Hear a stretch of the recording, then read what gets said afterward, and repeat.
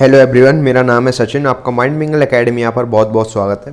आज हम change and development in industrial society जो चैप्टर है उसका वन शॉट करने वाले हैं। इसके अंदर हम इस चैप्टर को काफ़ी अच्छे तरीके से समझने की कोशिश करेंगे।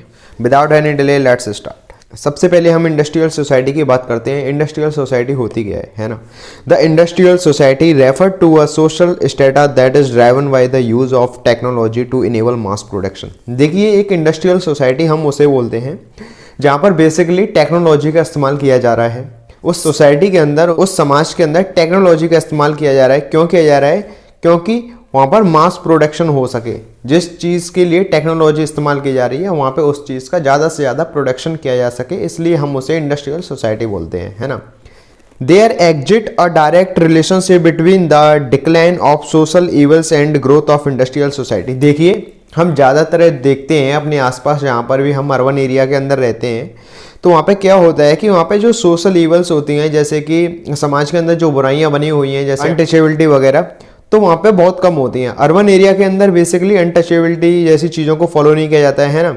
और यहाँ पे क्या हो रहा होता है, यहाँ पे ग्रोथ ऑफ इंडस्ट्रियल सोसाइटी, मतलब इंडस्ट्रियल सोसाइटी की ग्रोथ हो रही होती है। देखिए, इंडस्ट्रियल सोसाइटी होगी तो वहाँ पे अलग अलग कास्ट से आने वाले लोग एक ही जगह पे काम कर रहे होंगे, तो वहाँ पे वो अनटचेबिलिटी जैसी चीज़ों को फॉलो नहीं करेंगे। इस वजह से शहरों के अंदर या इंडस्ट्रियल सोसाइटी के अंदर ये सारी चीज़ें कम होती हैं। View of theorist on industrial society. देखिए, कुछ थ्योरिस्ट थे, उन्होंने इंडस्ट्रियल सोसाइटी पर क्या अपने व्यू रखे, देखते हैं। सोशल थ्योरिस्ट लाइक कौन कौन थे? Karl Marx, Max Weber, Emile Durkheim, ये कुछ थ्योरिस्ट हैं, इन्होंने अपने अपने व्यू दिए। इनके व्यू को देखते हैं।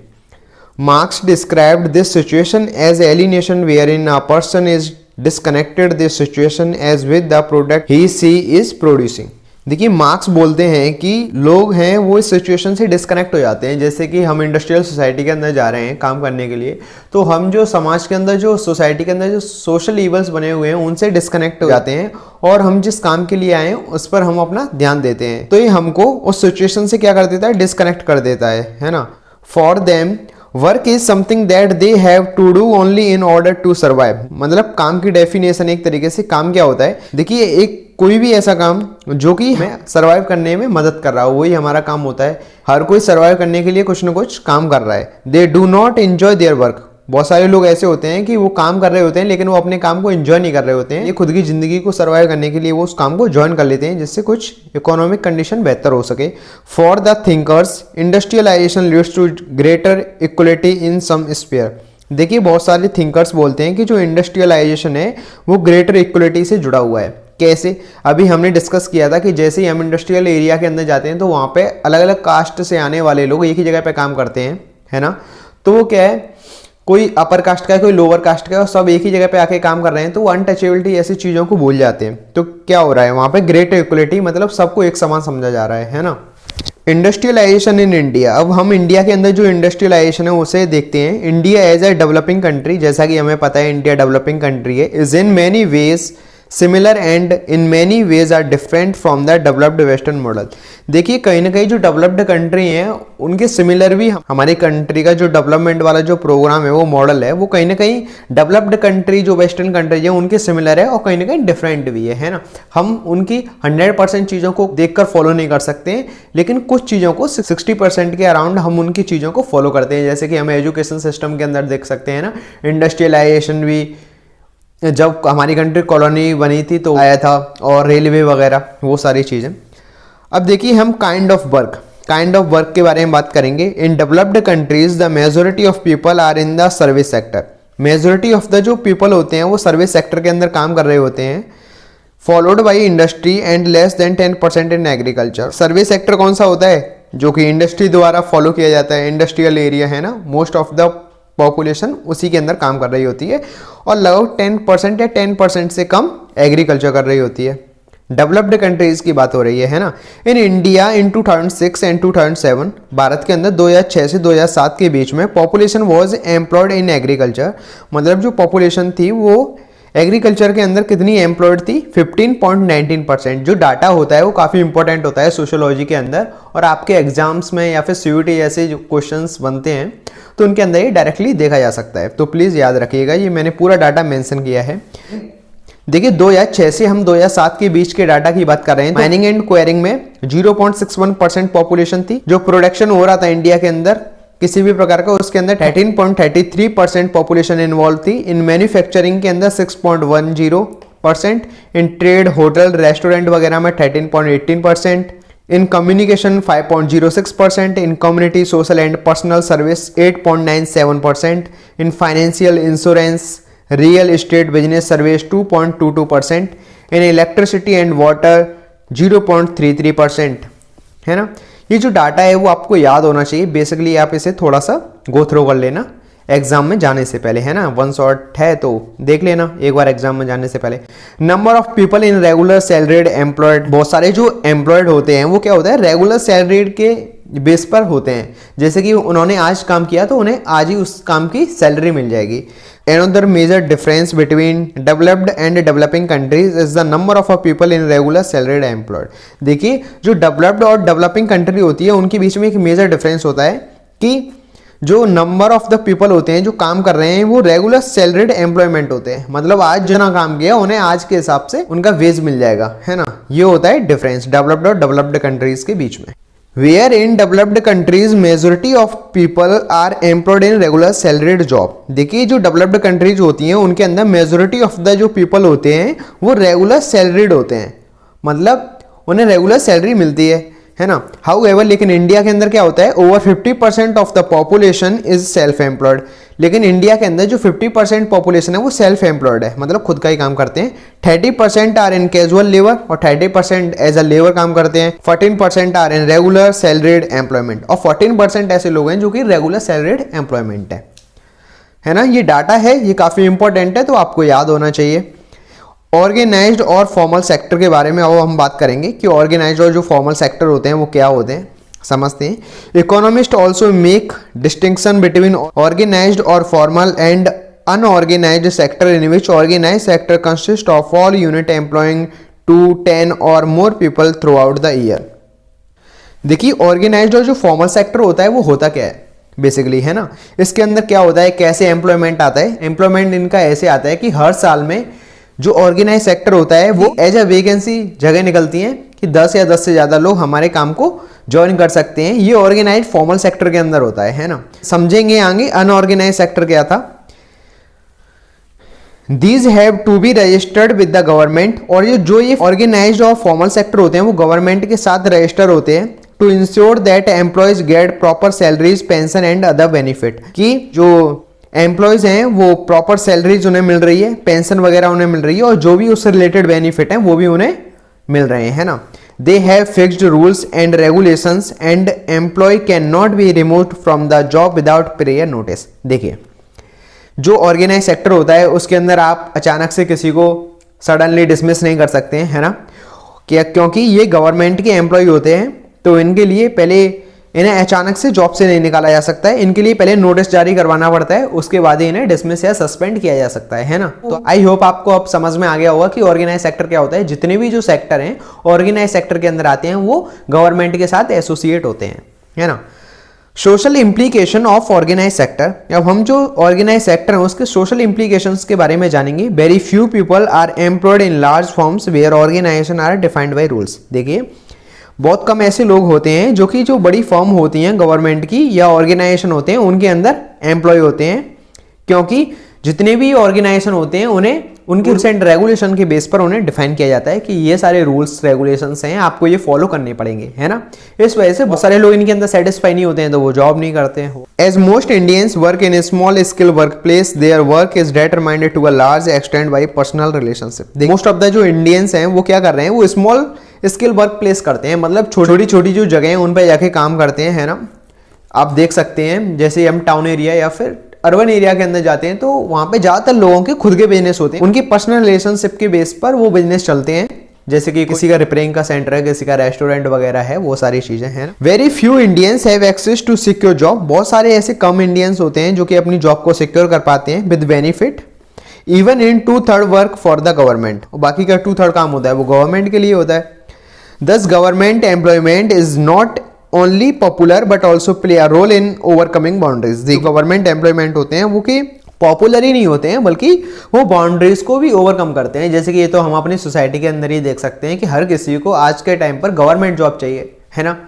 कि हमें भी भाई साहब गवर्नमेंट जॉब चाहिए। इससे क्या होता है कि वो पॉपुलर तो हो ही जाता है बंदा, लेकिन वो जो समाज के अंदर जो बाउंड्रीज बनी है उन्हें भी वो ओवरकम कर देता है उसके साथ साथ, है ना। वो सारी चीज़ें, पैसा मिले या ना मिले, लेकिन भाई टैग लगना चाहिए हम गवर्नमेंट एम्प्लॉय हैं। अनऑर्गेनाइज्ड और इनफॉर्मल सेक्टर, देखिए अब हम अनऑर्गेनाइज्ड और इनफॉर्मल सेक्टर के बारे में बात करेंगे। जैसा कि हमें पता है, अभी हमने ऑर्गेनाइज्ड और फॉर्मल सेक्टर के बारे में जाना, वो गवर्नमेंट के साथ एसोसिएट थे, ये गवर्नमेंट के साथ एसोसिएट नहीं होंगे। अनऑर्गेनाइज्ड और informal sector consist of unit that needs not be registered with the government. Of course जो मैंने आपको अभी बताया कि ये गवर्नमेंट के साथ रजिस्टर नहीं होते हैं, है ना। Employees in this sector may not get proper salaries or any other benefit। इसके अंदर जो एम्प्लॉयज़ होते हैं वो ज़रूरी नहीं है कि उन्हें प्रॉपर तरीके से सैलरी मिल रही हो, या फिर वहाँ से जो बेनिफिट मिलते हैं वो बेनिफिट इन्हें प्रॉपर तरीके से मिल रहे हो। कोई भी सिक्योरिटी नहीं है ना, क्योंकि प्राइवेट सेक्टर है। Industrialisation in the early years of Indian independence, जैसा कि हमें पता है, जैसे हमारा भारत देश आज़ाद हुआ था और उससे भी कई पहले जब हमारी कंट्री को कॉलोनी बनाया गया था, उस टाइम पे इंडस्ट्रियलाइजेशन जल्दी ही शुरू हो गया था। The initial modern industry in India were cotton, jute, coil mines and railways. जैसा कि हमें पता है, जब इनिशियल मॉडर्न इंडस्ट्रीज हमारी कंट्री के अंदर आई थी, इंडिया के अंदर आई थी, तो वहाँ पे क्या हुआ था, जैसे कि कॉटन जैसी चीज़ों का प्रोडक्शन हो रहा था, जूट, कॉयल माइंस, रेलवे वगैरह का बहुत ज़्यादा एक्सपेंशन हो रहा था, तो उस चीज़ पर फोकस किया गया। और मेनली जो इंडस्ट्री एरिया था वो इन्हीं चीज़ों पर ज़्यादा फोकस कर रहा था, जो कि पोर्ट के आसपास जो सिटीज़ बनी हुई थी वहाँ से ईजिली उन्हें ट्रांसपोर्ट किया जा सके दूसरी कंट्रीज़ के अंदर। वी है मिक्स इकोनॉमिक पॉलिसी, जैसा कि हमें पता है हमारी इंडिया की मिक्स इकोनॉमिक पॉलिसी है। Where in some sector reserve for government, उसके अंदर कुछ सेक्टर्स हैं वो गवर्नमेंट के लिए रिजर्व हैं, while others were open to private sector, और जो कुछ सेक्टर हैं वो एज अ प्राइवेट सेक्टर काम कर रहे हैं, ये तो हमें पता ही है। Before independence industries were located in the port cities like Bombay, Madras and Calcutta, Mumbai, Chennai, है ना। जो भी इंडस्ट्री एरिया था वो कहाँ पे लोकेट था, वो as a port city located था। यहाँ पर समुद्र तट उन सिटीज से लगते थे, जैसे कि बॉम्बे, मद्रास, कलकत्ता, है ना। यहाँ से क्या होता था कि जो वाटर ट्रांसपोर्टेशन होता है, जिन चीज़ों का हमारी कंट्री के अंदर प्रोडक्शन हो रहा था वो इजीली दूसरी कंट्रीज में एक्सपोर्ट किए जा सके। But now the cities like Baroda, Coimbatore, Bengaluru, Pune, Faridabad and Rajkot have become important industry cities. लेकिन आज के टाइम पे देखा जाए तो मोस्ट इंपॉर्टेंट कुछ नई सिटीज हैं जो कि बाहर निकल के आएंगे, जैसे बड़ौदा, कोयम्बटूर वगैरह, फरीदाबाद, है ना। The government also tried to encourage the small scale sector through special incentive and assistance. देखिए जो गवर्नमेंट है आज के टाइम पर लोगों को भी इंकरेज कर रही है कि आप खुद का बिजनेस डालिए, स्मॉल स्केल सेक्टर पर काम कीजिए, है ना। उसके लिए बहुत सारी पॉलिसीज चल रही हैं, स्पेशल जो इंसेंटिव वगैरह हैं वो भी गवर्नमेंट के द्वारा लोगों को दिए जा रहे हैं कि आप अपना खुद का बिजनेस स्टार्ट कीजिए, है ना। Globalisation, liberalisation and change in Indian industry. देखिए जैसा कि हमें पता है ग्लोबलाइजेशन, लिबरलाइजेशन की पॉलिसी को इंडिया ने अडॉप्ट किया है, तो उसकी वजह से हमारे इंडिया की इंडस्ट्री के अंदर भी काफ़ी चेंज देखे गए हैं, है ना, dramatic change. After 1990 the government of India has followed a policy of liberalisation. 1990 के बाद हमारी जो गवर्नमेंट है उसने लिबरलाइजेशन की पॉलिसी को अडॉप्ट किया, फॉलो किया। आफ्टर इफेक्ट ऑफ लिबरलाइजेशन, मतलब लिबरलाइजेशन का क्या इफेक्ट हुआ। After this policy the government undertook a process of disinvestment. तो क्या होता है भाई, लिबरलाइजेशन की पॉलिसी आने से गवर्नमेंट होती है वो डिसइन्वेस्टमेंट वाली प्रोसेस को फॉलो करती है। More and more companies are reducing the number of permanent employees, और जो बहुत सारी कंपनीज थी वो एज अ परमानेंट जो एम्प्लॉयज़ थे वहाँ पे काम कर लेते, उन्हें रिड्यूस करने लग जाती है। And outsourcing their work to smaller companies और इवन टू होम्स। तो वो क्या करती है, जो बड़ी कंपनी थी वहाँ पे बहुत सारे लोग एज अ परमानेंट मेंबर काम कर रहे थे, उन्हें हटा देती है। जो स्मॉल कंपनीज थी उन्हें अपना काम देने लगती है, या फिर जो लोग होम बेस्ड वर्क को फॉलो करते हैं उन्हें अपना काम दे देती है ना। अपने काम को ऐसे डिवाइड कर देती है, या फिर तो छोटी इंडस्ट्री एरिया थे उन्हें दे देती है, और जो घर पे जो लोग काम करते हैं उन्हें दे देती थी। ये था इंडस्ट्री एरिया का लिबरलाइजेशन होना, कि यहाँ पे काम डिवाइड हो रहा है लोगों के बीच में। India is still largely and agriculture country, जैसा कि हमें पता है बहुत बड़ी एग्रीकल्चर कंट्री है। The service sector is employing more people and the urban middle class is growing. और जो सर्विस सेक्टर हैं उनके अंदर बहुत सारे लोग एज ए एम्प्लॉय काम कर रहे हैं, जो कि अर्बन मिडिल क्लास के लोग हैं, है ना, वहाँ पे ही काम कर रहे हैं इंडस्ट्री एरिया के अंदर, और वो धीरे धीरे ग्रो भी कर रहे हैं। Many farmers, especially Adivasi, protest at low rate of compensation and they are forced to become casual labor working on the footpath of India's big cities। जो अर्बन एरियाज हैं उनके अंदर देख सकते हैं फुटपाथ के पास आदिवासी लोग अपने टेंट वगैरह लगाकर रहते हैं, है ना। तो वो किस चीज़ की मांग कर रहे हैं कि हम यहाँ पे एज अ लेबर वर्किंग काम कर रहे हैं, तो हमें यहाँ पे जो कंपनसेशन है वो बहुत कम रेट पर मिलता है, तो प्लीज़ इसे बढ़ाइए जिससे हम अपनी इकोनॉमिक कंडीशन है उसे अच्छा बना सकें। तो इसलिए बहुत सारे लोग हैं इस चीज़ के लिए मांग कर रहे हैं, है ना। हाउ पीपल फाइंड जॉब, देखिए आप समझते हैं कि लोगों को जॉब कैसे मिलती है। वाइल एडवर्टाइजमेंट और employment exchange are popularly known means by finding jobs. एक तो एडवर्टाइजमेंट की हेल्प से एम्प्लॉयमेंट वाली चीज़ों का पता लगता है, क्योंकि लोग पोस्टर वगैरह लगा देते हैं कि हमें काम के लिए लोगों की ज़रूरत है, इतनी क्वालिफिकेशन वगैरह होनी चाहिए, है ना, वो सब। तो इस वजह से लोग ऐसे जॉब पा लेते हैं। They usually find job on the basis of personal contact, या फिर लोगों के पर्सनल कॉन्टैक्ट होते हैं तो उनकी बेस पर लोग जॉब ले लेते हैं with the help of jobbers और contract basis and through contract system. क्योंकि जॉबर्स वगैरह होते हैं जो जॉब दिलाते हैं, जॉब वगैरह मिल जाती है, ठेकेदार वगैरह होते हैं वो हायर करते हैं लोगों को, है ना। तो पर्सनल कॉन्टैक्ट मतलब who are self employed, plumber, electrician, architect वगैरह की जॉब मिल जाती है ना, पर्सनल कॉन्टैक्ट पर। कॉन्ट्रैक्टर और जॉबर्स वगैरह की हेल्प से मिल जाती हैं, कॉन्ट्रैक्ट बेसिस पे मिल जाती हैं, या कॉन्ट्रैक्टर जो सिस्टम होता है, ठेकेदारी का जो सिस्टम होता है उसके बेस पर भी लोगों को जॉब मिल जाती है ना। How work is carried out, अब काम को आगे कैसे बढ़ाया जाता है उस चीज़ के बारे में समझते हैं। There is a whole range of work setting from large companies where work is automated to small home based production. देखिए जैसा कि हमने अभी समझा था, पहले बात हो रही थी कि जो बड़ी इंडस्ट्री थी वो अपने काम को छोटी इंडस्ट्रीज को या फिर होम बेस्ड जो वर्क था उन लोगों के पास उस काम को पहुंचा रही थी कि आप हमें तैयार करके दीजिए, है ना। तो ये होता है, ऐसे ही काम डिवाइड होता है और लोगों के पास पहुंचता है। यहाँ पे जो कंपनीज हैं, जो लार्ज कंपनीज हैं, वो अपने काम को कहाँ पे पहुंचा रही हैं, स्मॉल होम बेस्ड प्रोडक्शन करवा रही हैं, मतलब लोगों को काम दे रही हैं घर जा जाके, है ना। समझते हैं relationship between manager and worker. देखिए एक रिलेशनशिप समझना पड़ता है। आपने हमेशा सुना होगा कि वो हमारे मैनेजर हैं, हम उनके वर्कर हैं, ये सब, है ना। क्या रिलेशन होता है इन दोनों लोगों के बीच में। The basic task of a manager is to control worker and get more work out of them. देखिए मैनेजर का काम होता है चीज़ों को मैनेज करना, है ना। तो जो वर्कर उसके नीचे काम कर रहे हैं तो उन्हें वो कंट्रोल करेगा और ज़्यादा से ज़्यादा उनसे काम निकलवाना, ये होता है मैनेजर का काम। जब भी तो मैनेजर बनाए जाते हैं कंपनीज के अंदर कि ज़्यादा से ज़्यादा आप काम निकलवाइए, जितनी आप पैसे दे रहे हो उससे कई ज़्यादा वो लोग वसूली करते हैं लोगों से उनके काम को लेकर, है ना।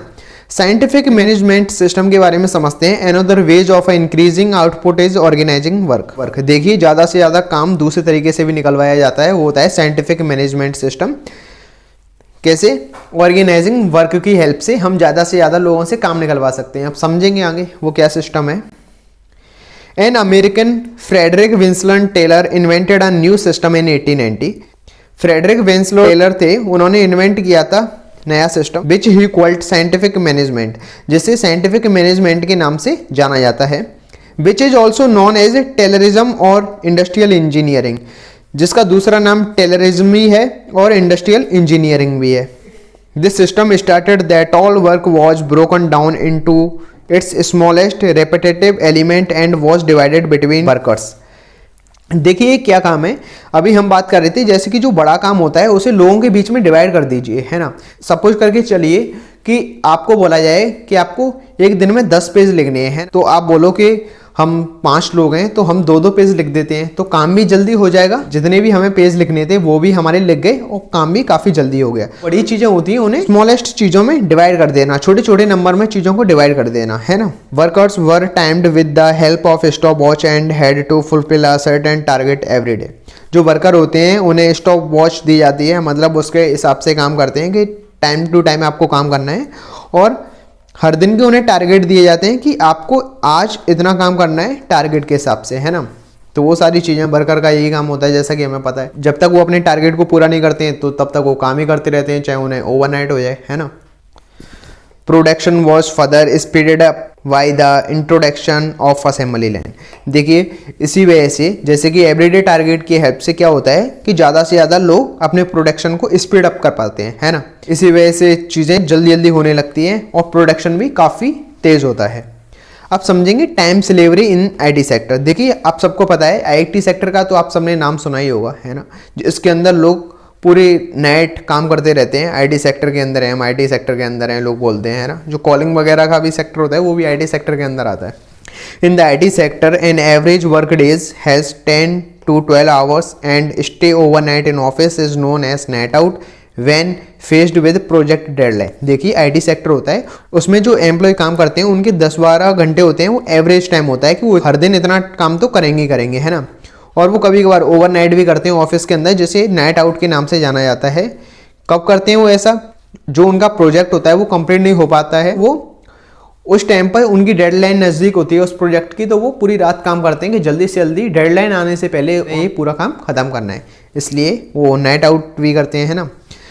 Long working hours are central to the industries work culture. जो लॉन्ग वर्किंग आवर है इंडस्ट्रीज के अंदर, वो इसका वर्क कल्चर है, मतलब ऐसा नॉर्मल है। आप देख सकते हैं आईटी सेक्टर की जो बिल्डिंग्स होती हैं आपके आसपास हो तो कभी देखना, उनमें हमेशा लाइट ऑन रहती है, क्योंकि पूरी रात लोग काम करते रहते हैं भाई, है ना। तो वो उसका वर्क कल्चर है। कोई भी ये नहीं बोलता है कि आप पूरी रात काम कर रहे हो या ओवरनाइट कर रहे हो, क्योंकि लोगों को उनका प्रोजेक्ट मिल गया, वो जितनी जल्दी ख़त्म कर लेंगे उस प्रोजेक्ट का उन्हें पैसा मिलेगा, उसके बाद वो दूसरा प्रोजेक्ट ले लेंगे, देन, है ना, वो सारी चीज़ें खुद का ही फ़ायदा है। Extended working hours in IT sector flexi time. देखिए जो वर्किंग आवर्स के अंदर आईटी सेक्टर के अंदर जो वर्किंग आवर्स बढ़ाए जाते हैं उसे हम फ्लेक्सी टाइम के नाम से जानते हैं। Actually means necessary to finish the task. वही बात है कि इसका मतलब होता है कि अपने टास्क को, जो एवरीडे जो टास्क मिला हुआ है, जो टारगेट मिला हुआ है, उसे खत्म करना। Issue related to industrialisation. Industrialisation से रिलेटेड जो इश्यूज हैं उनके ऊपर बात करेंगे।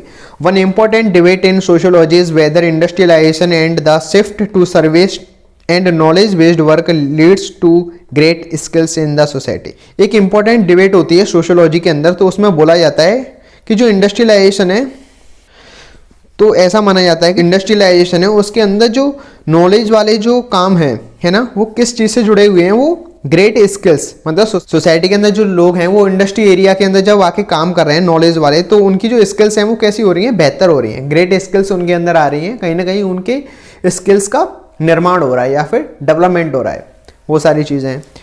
द फेमस सोशोलॉजिस्ट, एक फेमस सोशोलॉजिस्ट थे जिनका नाम था Harry Braverman, argues that the use of machinery actually deskill the worker. देखिए हैरी ब्रेमैन बोलते हैं कि जो मशीनरी का इंडस्ट्रियल एरिया के अंदर या किसी भी चीज़ के अंदर मशीनरी का इस्तेमाल किया जा रहा है, इससे क्या हो रहा है, लोगों की स्किल खराब हो रही है, वो डी स्किल होते जा रहे हैं, लोग वर्कर हैं वो डी स्किल हो रहे हैं। देखिए मैं समझाता हूँ कैसे। पहले हम किसी काम को खुद से कर रहे थे, तो किया जा रहा है जो काम, उसका पूरा प्रोसेस हमें पता था कि ऐसे ऐसे ये काम होगा, लेकिन जैसे ही उस काम को करने के लिए मशीन आ जाती है, तो वो पूरा काम उस मशीन के द्वारा, वो पूरा प्रोसेस मशीन के द्वारा किया जा रहा है ना। तो उसके बाद जो नेक्स्ट जनरेशन आएगी, तो वहाँ पे तो उस स्किल का डिस्प्लेसमेंट हो गया, मतलब वो मशीन काम कर रही है तो हमें वो मशीन प्रोसेस कर रही है, वो सब हम भूल जाते हैं, है ना। तो इससे क्या हो रहा है, वो स्किल जो थी उस काम को करने की, वो कहीं ना कहीं क्या हो गई, गायब हो गई। तो इस वजह से डी स्किल हो जाते हैं लोग। Both Marx and Mahatma Gandhi saw mechanisation as danger to employment. Mahatma Gandhi और कार्ल मार्क्स थे, वो बोलते थे कि जो मेकेनाइजेशन का जो डेवलपमेंट हो रहा है वो कहीं ना कहीं लोगों के एम्प्लॉयमेंट को खतरे में डाल सकता है, क्योंकि देखिए एक काम को जब 10 लोग कर रहे हैं, उस टाइम पे जो मशीन आ जाएगी तो कम से कम 6 से 8 लोगों को रिमूव कर दिया जाएगा, क्योंकि वो पूरा काम मशीन के द्वारा किया जाएगा। तो एम्प्लॉयमेंट भी खतरे में आ रहा है कहीं ना कहीं, है ना। Even though machinery helps to create production, इस मशीन की हेल्प से ज़्यादा प्रोडक्शन भी किया जा सकता है। इट इवेंचुअली रिप्लेस वर्कर, और ये वर्कर होते हैं उन्हें रिप्लेस कर देता है। देखिए वर्किंग कंडीशन के बारे में जानते हैं। The working condition of the worker was very poor in India. जैसा कि हमें पता है कि इंडिया के अंदर जो वर्कर की कंडीशन है वो कैसी है, बहुत ही ज़्यादा पुअर है ना। द माइंस एक्ट ऑफ 1952 में माइंस एक्ट आया था, which now has been included in the occupational safety health and working code. आज के टाइम पर उसी एक्ट को occupational safety health and working code के नाम से जाना जाता है ना। समझते हैं क्या था ये। The need to play overtime for extra hour of work and safety rules. देखिए क्या होता था कि लोग ज़्यादा पैसे कमाने के लिए ओवर टाइम काम करते थे, है ना, और उन्हें पेमेंट भी दी जाए इस चीज़ के लिए, और उनके लिए जो सेफ्टी रूल्स हो उन्हें भी अच्छे तरीके से फॉलो किया जाए। उस एक्ट के अंदर इन सारी चीज़ों की बात की गई है कि जो लोग एक्स्ट्रा काम कर रहे हैं उन्हें एक्स्ट्रा वेज मिलना चाहिए, और उनके जो सेफ्टी रूल्स हैं उनका भी खास ख्याल रखा जाना चाहिए। The worker workings in underground mines face very dangerous condition. देखिए जैसा कि हमें पता है कि अभी उत्तराखंड के अंदर जो अंडरग्राउंड टनल को बनाया जा रहा था उसके अंदर वो रूफ थी वो कोलैप्स हो गई थी, है ना। तो बहुत सारे लोग उसके अंदर फंस गए, हो सकता था कि उनकी मौत भी हो जाती, लेकिन थैंक टू गॉड कि वो सारे लोग बच गए। तो ऐसी ही सारी चीज़ें हैं, अचानक से कुछ भी हो सकता है, तो इन सारी चीज़ों का विशेष ख्याल रखा जाना चाहिए। बिकॉज ऑफ फ्लडिंग, मतलब फ्लडिंग हो सकती है अचानक से, है ना। फायर, आग लग सकती है। द कोलैप्स ऑफ रूफ, वही हुआ था उत्तराखंड के अंदर। And sets the emission of gases. हमें क्या पता है, ज़मीन के अंदर हम जब टनल बनाते हैं तो मिट्टी के अंदर बहुत सारी गैस होती हैं, तो वो कभी भी रिलीज हो सकती हैं। हो सकता है वो बहुत ज़्यादा खतरनाक गैस हो, इसकी वजह से जो भी वर्कर वहाँ पे काम कर रहे हैं अचानक से उनकी डेथ वगैरह हो जाए, है ना। एंड वेंटिलेशन फेलियर, हो सकता है कि वहाँ पे वेंटिलेशन फेलियर हो जाए, तो काफ़ी प्रॉब्लम्स क्रिएट हो सकती हैं। वो as a result many worker develop breathing problems and disease like a tuberculosis and silicosis. जो भी ऐसे लोग टनल वगैरह के अंदर या फिर जो भी ऐसी अंडरग्राउंड माइंस के अंदर काम करते हैं तो उनको ब्रीथिंग प्रॉब्लम हो जाती है, जैसे कि ट्यूबरक्लोसिस या सिलिकोसिस वगैरह जो बीमारियां होती हैं वो हो जाती हैं ब्रीथिंग से रिलेटेड। माइग्रेशन ऑफ वर्कर, अब हम वर्कर के माइग्रेशन के बारे में बात करेंगे। क्या था, द वर्कर आर माइग्रेंट, जो भी लोग होते हैं वर्कर होते हैं वो माइग्रेंट होते हैं। In the fish processing plant along the coast line employ mostly single women from Tamil Nadu, Karnataka and Kerala. Coast line के पास में जो फिश प्रोसेसिंग चलती है प्लांट्स की, तो उसमें ज़्यादातर सिंगल वुमेन काम करती हैं। वो कहाँ से आती हैं, तमिलनाडु, कर्नाटक, केरला से आए हुए लोग, जो वुमेन्स होती हैं, सिंगल वुमेन होती हैं, वो काम करती हैं। समझते हैं। These migrant are young and single, ये माइग्रेंट्स यंग होते हैं, सिंगल होते हैं, मतलब शादीशुदा नहीं होते हैं। And specially in case of women as they become submissive worker. देखिए ये वुमेन की केस में होता है कि ज़्यादातर जो वुमेन होती हैं वो एज ए सबमिसिव वर्कर काम कर रही होती हैं। In 1992 85% of the 2 lakh Oriya migrant in Surat were single. Surat के अंदर 1992 के अंदर जो 2 लाख के आसपास लोग काम करने के लिए आए हुए थे उड़ीसा से, तो उसमें 85% जो माइग्रेंट थे वो कैसे थे, सिंगल थे, मतलब उनकी शादी नहीं हुई थी। देख सकते हैं आप कितना बड़ा नंबर है। होम बेस्ड वर्क, अब देखिए होम बेस्ड वर्क की बार बार बात कर रहे हैं, तो ये होम बेस्ड वर्क होता क्या है इसे समझते हैं। Home based work is another important part of the economy. देखिए होम बेस्ड जो वर्क होता है वो भी हमारी इकोनॉमी के अंदर एक इंपॉर्टेंट पार्ट प्ले करता है ना। विच इंक्लूड द मैन्युफैक्चर, जिसके अंदर किन चीज़ों का मैन्युफैक्चर किया जाता है, जैसे कि लेस बनाए जाते हैं, जरी बनाई जाती है, ब्रोकेड का काम होता है, बीड़ी, अगरबत्ती एंड मेनी सच प्रोडक्ट। ऐसे बहुत सारे प्रोडक्ट्स हैं जो कि तैयार किए जाते हैं घरों के अंदर, है ना। अगरबत्ती, बीड़ी के बारे में तो आपने सुना ही होगा। Mainly done by a women and children, most of the जो चीज़ें होती हैं वो वुमेन्स और चिल्ड्रंस के द्वारा बनाई जाती हैं, क्योंकि ये लोग घर पे रहते हैं। Paid on a piece rate basis, इनका पेमेंट कैसे होता है, जितने पीस ये लोग बना के देते हैं उसी हिसाब से इन्हें पेमेंट की जाती है। देखिए अब हम बीड़ी इंडस्ट्री को समझने की कोशिश करेंगे, है ना, क्या है, कैसे काम करती है। The process of making bidis start in forest bless. देखिए जो बीड़ी बनाने का प्रोसेस होता है वो जंगल के आसपास जो गांव होते हैं वहां से स्टार्ट होता है। क्यों, villagers plug tendu leaves and sell it the forest department और प्राइवेट कॉन्ट्रैक्टर। देखिए जो जंगलों के पास के गांव होते हैं वो लोग क्या करते हैं, जो जंगलों के अंदर तेंदू का पेड़ पाया जाता है तो वो तेंदू की पत्तियां तोड़ के लाते हैं, जिन्हें तेंदू लीव्स बोलते हैं, और वो या फिर तो उन्हें फॉरेस्ट डिपार्टमेंट को दे देते हैं, या जो प्राइवेट कॉन्ट्रैक्टर होते हैं, प्राइवेट ठेकेदार होते हैं, उन्हें दे देते हैं। प्राइवेट ठेकेदार क्या करते हैं, who sell it to the forest department, वो प्राइवेट ठेकेदार को दे रहे हैं तो वो जाके दोबारा फॉरेस्ट डिपार्टमेंट को उन सारी पत्तियों को बेच देते हैं, है ना, ये होता है। The government then auction the leaves, जो गवर्नमेंट होती है वो इन पत्तियों को ऑक्शन करती है। जो बीड़ी फैक्ट्री होती है उनके ओनर को ये पत्तियां ऑक्शन कर दी जाती हैं, who give it to contractor, और वो इन्हें कॉन्ट्रैक्टर को देते हैं। The contractor in turn supplies tobacco and leaves to home based work, और जो कॉन्ट्रैक्टर होता है वो घर घर जाके टोबैको और जो पत्तियां होती हैं तेंदू लीव्स वो दे देता है, उससे वो लोग उनमें टोबैको भर के उन पत्तियों के अंदर और फिर बीड़ी तैयार करते हैं, है ना।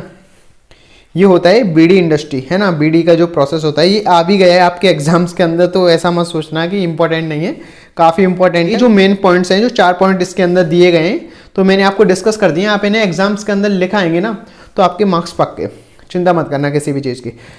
अब हम स्ट्राइक्स एंड यूनियंस के बारे में बात करेंगे, है ना।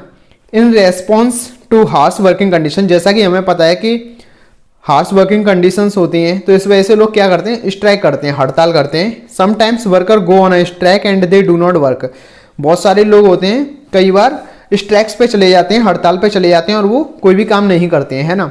To call a strike is a difficult decision, हड़ताल करना एक डिफ़िकल्ट डिसीजन हो सकता है या होता है ना।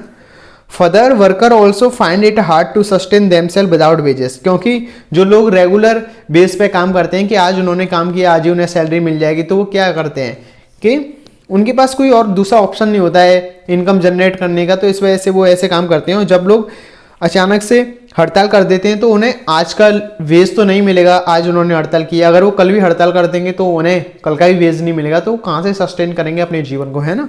एक काफ़ी डिफिकल्ट सिचुएशन होती है उस टाइम पे, हड़ताल करना कोई आम बात नहीं है। The Bombay textile strike of 1982, Bombay textile strike हुई थी 1982 के अंदर, which was lead by a trade union leader, जिसे ट्रेड यूनियन लीडर के द्वारा लीड किया गया था। क्या नाम था? Doctor Datta Samant is one of the prominent striker. किसने लीड किया था? डॉक्टर दत्ता सामंत ने इसे लीड किया था, वही एक प्रोमिनेंट स्ट्राइकर थे, याद होना चाहिए, काफी इंपॉर्टेंट नेम है डॉक्टर दत्ता सामंत, है ना। It is interesting is no that according to the Bombay industrial relation act, BIRA act, और इसे जानना काफी इंपॉर्टेंट या इंटरेस्टिंग हो सकता है कि इसके अंदर जो बॉम्बे टेक्सटाइल स्ट्राइक हुई थी उसके अंदर हम बीरा एक्ट को भी जानते हैं, बॉम्बे इंडस्ट्रियल रिलेशन एक्ट, इसी का नाम है बीरा एक्ट, काफी इंपॉर्टेंट है, याद होना चाहिए। Union had to be approved and the only way it could be approved if it gave up the idea of strikes.